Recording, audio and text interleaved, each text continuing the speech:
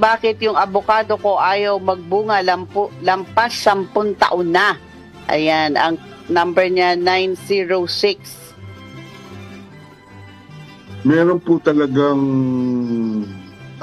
avocado po na matagal pong bumunga.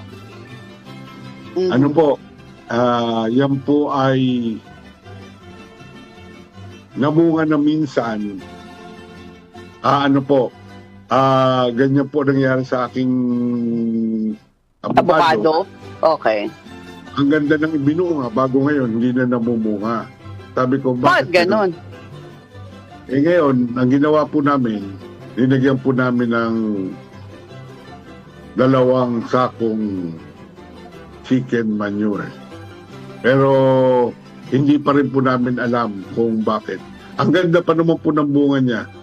Saka masarap. Bago ngayon, hindi siya namunga for 2 years. Pero yun po sa inyo, 10 years na.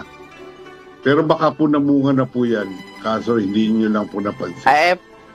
Di subukan nyo po muna magpataba.